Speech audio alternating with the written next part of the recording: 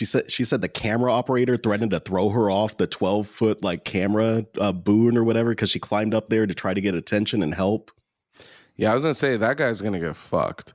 Like as they're proceeding through trying to investigate this stuff, those videos are gonna be intense. Like someone yelling at you saying, "Yo, there's someone dead right there." Like figure out how to help them, and you're talking about, dude, if you don't get off, I'm pushing you off this thing. I don't know. It shows like a big lack of attention and care.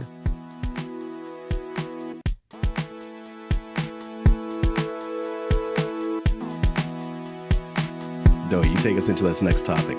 I think you got some opinions on this. Yeah. Gotta look it up because I kind of forgot what the topic. Oh no, I know exactly what we're talking about. Astroworld. Astro. They say that it was a low frequency demon party. A low frequency demon party? Is that what you said? So they say that going to church is high frequency, and then going to a place like the Astroworld event is a low frequency, which you can get into your darker side, into the demon world. What? Just a small conspiracy theory. I'll throw that in there. Make sure I had to, give those people some shine. No, yeah, I have some friends in Puerto Rico that I guess there's a lot of people over there that are posting about how the Astroworld was actually hell, that it was a demonic place with actual hell. They're saying there's no way that hundreds of people, there have been hundreds of testimonies of people that went to Astroworld. They weren't standing near each other and they all described it the same place. They were living in hell. I thought it was dramatic. So, Joey, to your high frequency, low frequency thing, they have done some studies, and a lot of there's like it's like subsonic sounds or infrasonic sounds or something like that, like low frequency sounds can cause people to have auditory and visual hallucinations. A lot of people seeing ghosts and things like that, they think that they could be related to these type of frequencies, like a generator being close to their property and the vibrations from that causing this like chance of having hallucinations and shit like that. So you're saying if the bass was hitting right, they might have been in hell briefly. You remember the E flat from South Park? It made everybody take a huge shit in there. Was it the brown note? The brown note. Should make your pants turn doo-doo brown. But yeah, very tragic what happened over there. I think that honestly was a complete failure on every single side. From him on stage to the Live Nation crew to everyone in security not calling it early, like, hey, we're at like 3 people in cardiac arrest. I think I would have called it. If I was like somebody special in this, I would have been like, all right, this is, you gotta call us. I don't agree with 9 people dead. Obviously too many people were let into this concert, because one of the main stories that I kept hearing was that people would be with their friends in the crowd and their friends would get swept away from them. like they would just get pulled into the crowd and get pulled away. It's how one woman died, Tony. So I don't know if I'd really laugh too loud about nigga, that. I'm laughing about how you're explaining it. Obviously, niggas who are dying. Also, mind you, whatever. I'm not laughing at deaths, bro. I'm just saying, like, I mean, someone getting swept away in a sea of human bodies. The shit sounds hilarious. Okay, I mean, I was at a concert one time. I was at a Childish Gambino show at ACL Fest, and it was October in Texas, which is still like 95 fucking degrees. And we were waiting there for like an hour and a half for a set to open up, because the ACL Fest has multiple sets and they open it. There's every hour and a half, 2 hours there's a show or something. We were waiting for Gambino, and we were like 2 people away from the stage, and just a crush of people just kept appearing behind us. It got so tight, we ran out of water. It felt like it was like 110 degrees there. We were like getting dehydrated.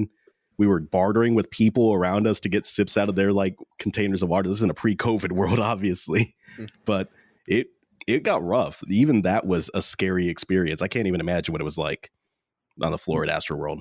Would you say it felt like you were in hell? It was pretty hellish. I'm not gonna lie. It was maybe some of these places are low frequency environments, you know, and then in the world between the living and the dead are slowly. All right, let's stop kidding here. You know what was ridiculous sounding was, like Doey said, people are getting swept away. Like I've been to shows where it's been like that, where like 100%.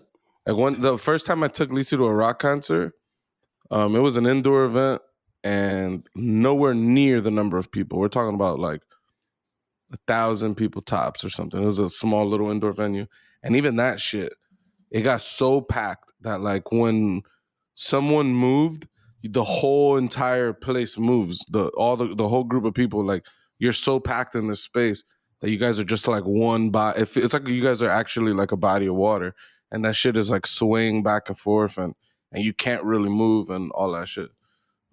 So I could totally see how these things occurred with 50,000 bodies. You know what I mean? Yeah. Like 50,000, 20,000 people pushing up behind you.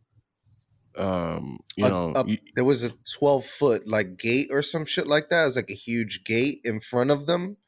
And basically what happened was the people got pressed up onto that gate.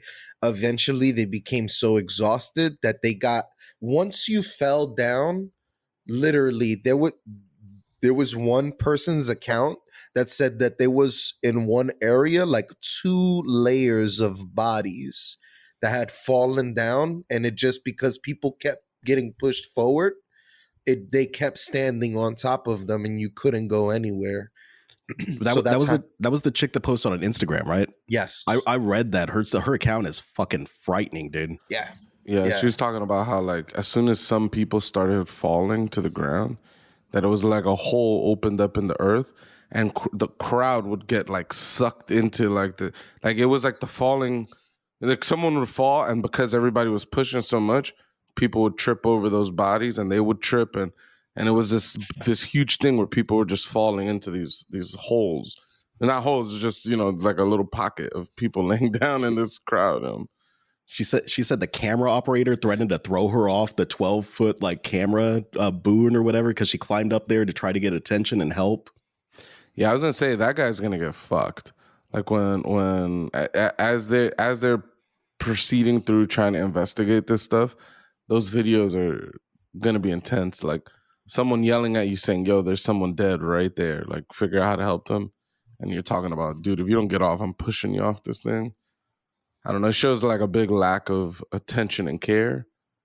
And, the one that I'm not gonna lie, that made me not only laugh but made me really pissed off was when they pulled that body out of the crowd and Travis is looking at him, and ooh, and auto tune, and it's just like, come on, bro, like what are you? Yeah. Yeah, that And shit is ridiculous. The kid's body is lifeless, and he's just staring down at him. And the ambulance part, like those are 2 things that obviously either this shit goes down a lot in his concerts that he's just kind of like, oh, it's just what happens. And but yeah, like, hey, make room for the ambulance, the emergency services, and then he Pucho describes it best. Describe it, Pucho. Nah, dude. This ambulance is like fucking plowing through this crowd trying to get to these bodies. Not only do you have people like jumping up on the ambulance, twerking and dancing on this shit. This is probably a once in a lifetime opportunity, right? For some of these people, these idiots. Not only was that happening, but then Travis Scott's like, all right. He's staring right at the ambulance, and he's like, all right, everybody put a middle finger up in the air, all right? And you're just like, is he saying fuck you to the ambulance? I saw that clip, and I was like, why? What is that? And then he waits like 5 seconds. He's like, nah. Give me 2 middle fingers. And it wasn't enough fucks for him. He's like, we need more fucks. Come on. Needed 100,000 fucks in the air. So yeah. So I mean, situation's fucked. They mosh it. They mosh at Travis Scott shows, right? He's one of the artists that has like actual mosh pits, like the hip hop artist that has mosh pits. Yeah, his shows get crazy. People often get injured and things like that. Obviously, never to this extent, but this is like these types of things are not uncommon at shows, which says something. It's like maybe you're doing something wrong. Like if this is common, it's like, maybe we need to try something different. You know what I mean? He likes to rage, like all his like in all his things. Like that's what he likes. Like let's rage. He wants the whole crowd in as pretty much as a wave, just listening to him. He's like, it's almost like an orchestra, right? He's the fucking guy in the front, and he's just commanding, and that's why a lot of people are saying that that he could have stopped and prevented these deaths, shit like that. But it's let's do some devil's advocate here, Tony. What do you think he could have done to prevent these? Because I know that we have heard some arguments from people saying, what do you expect him to do? He's just on stage. He didn't even see this shit. What responsibility is there on Travis Scott? I mean, the ambulance part, that shit's beat. He should be like, yo, make way, instead of trying to say, give me a finger. Give me 2 fingers.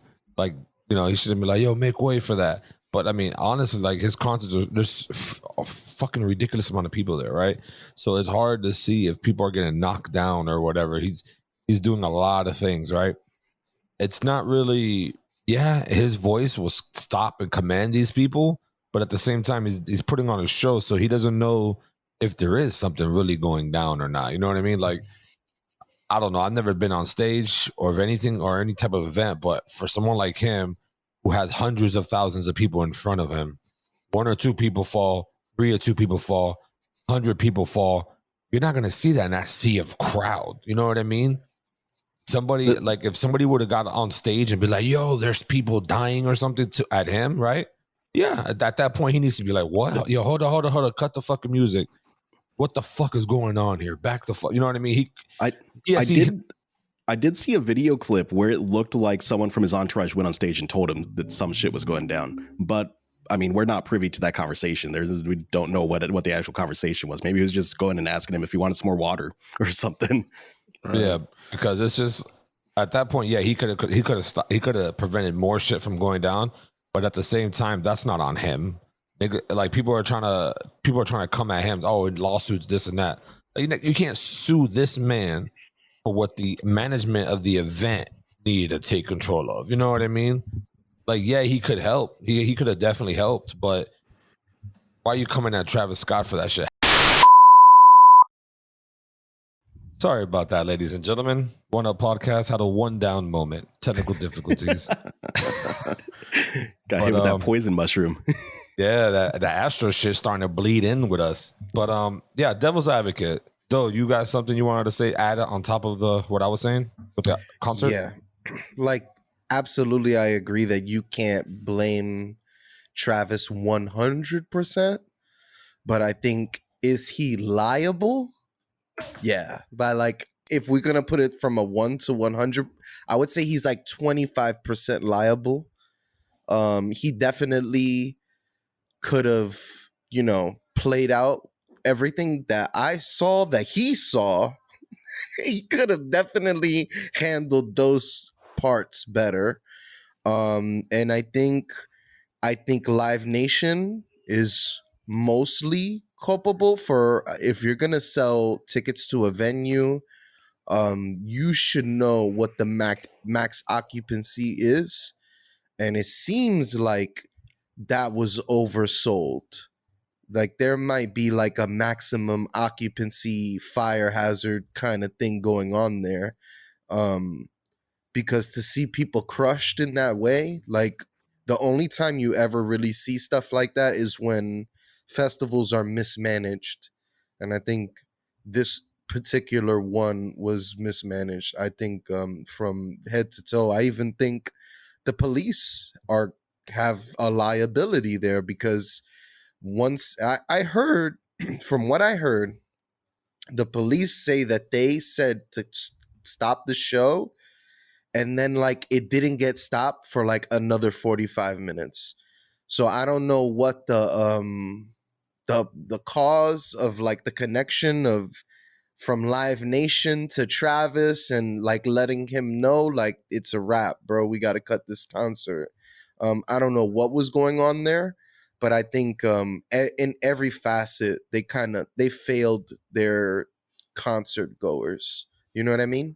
It's just like if in a Broadway show some shit collapsed and hit one of the audience members and like killed them, like they're liable for that shit.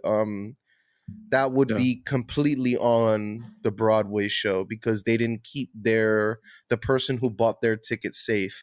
It sucks because you think because this is run by professionals that they're not going to make any mistakes, but you can see very clearly that none of this is set up in a way where you're going to be 100% safe.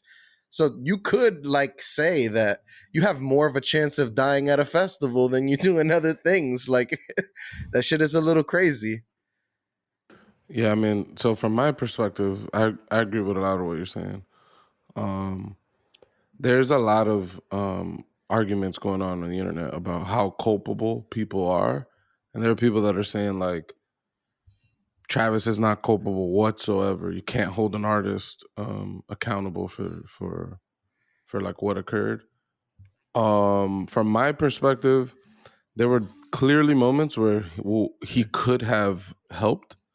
You know, he could have said, you know, try to control the audience better and things like that. But ultimately, we're not going to know what really happened until more information comes out. Because even as simple as like you're saying, there's a 45-minute gap between the cops shutting it down and it actually getting shut down. Who knows if Live Nation was like, nah, the show got to go 45 minutes in order for these people to feel like they got their money's worth. But maybe like, you know, they made some kind of like call like that. It's like, all right, we're going to do it 45 more minutes and we'll cancel the rest of the Today show and then tomorrow's show. And that might, you know, we won't have to refund or something, right? Like, and I'm just speculating like what is possible, right? We're not going to know why that occurred. It could have just been communication, like how long it took from getting daisy chained all the way to whoever could actually shut things down. The investigation into this thing is going to be fucking wild. They're going to pull phone records. They're going to have every single minute of concert footage analyzed. They're going to be, how many people are they possibly going to interview? There's potentially 50,000 people to have to interview for first person like perspectives on what the fuck went down. This is going to be a crazy investigation. It's going to be costly at that. Like all that tax dollars people are going to have to spend of investigations alone. Like, listen, but yeah, man, I think. They said that thousands of people. Then they said like over 10,000 people have injuries from this thing. Yep. Like that they have some type of injury.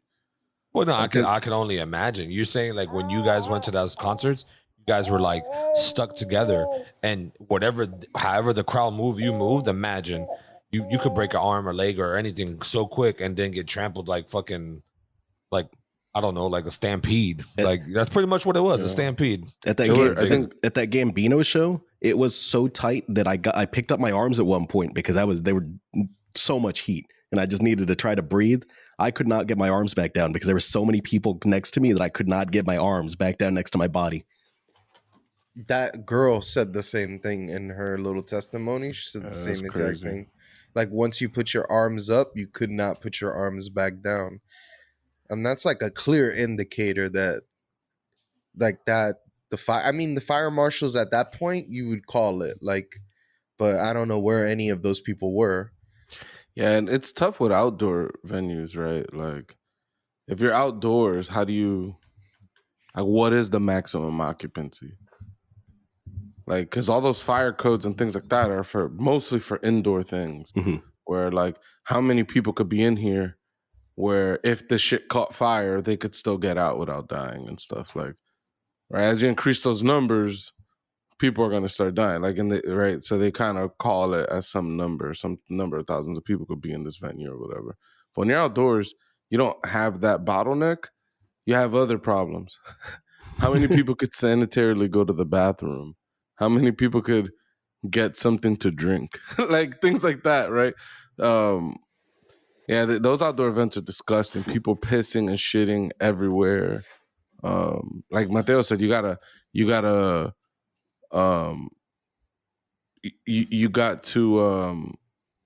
bring food, you got to bring drinks, because it's not easy.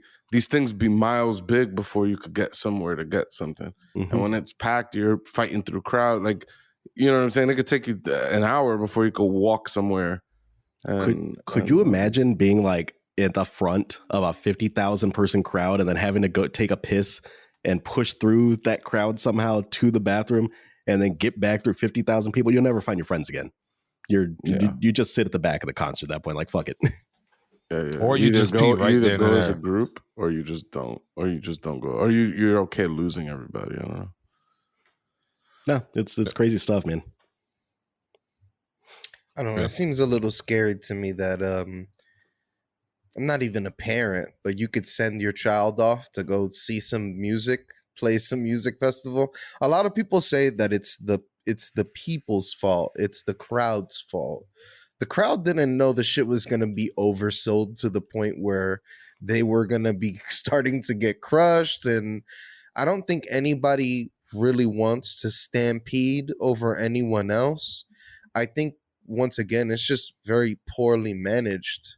And I think if you were not managing that, I don't see how that could be, anyone else's fault. It reminds me of you guys ever watch Metalocalypse on Adult Swim? No. I've heard of the show. It was about like the most brutal metal band in the world. And like one of the big things from like, I think even the first episode they talk about it, to go to their shows, you have to sign a death waiver because their shows are so fucking brutal. You're going to die. Like there's some amount of people that are going to die when their shows. That's what this shit reminds me of in a very dark kind of comedic way. Yeah, I mean, some people are saying that to go to the show, you did have to sign a death waiver of sorts. Wow.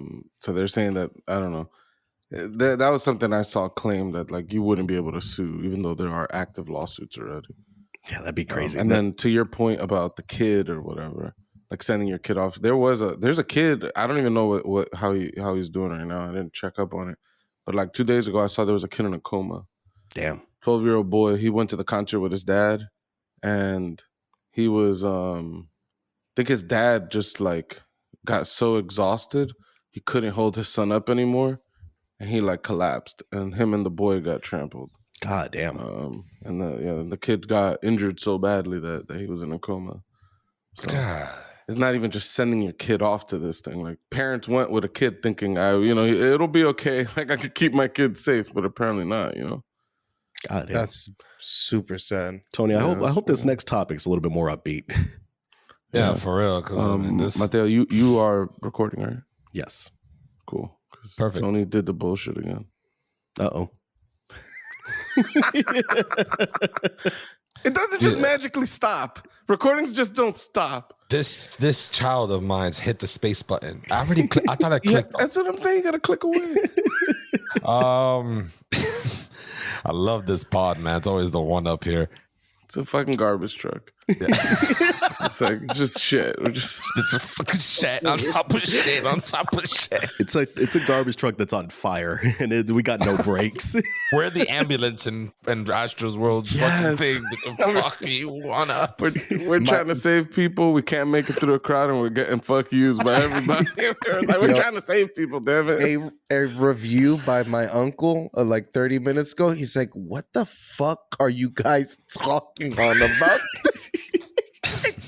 He's like, I can't figure out what the fuck I'm listening to. So that was a quick review. I'd like Crystal calling us wild in the best ways. But yeah, man, our next topic is definitely going to be light.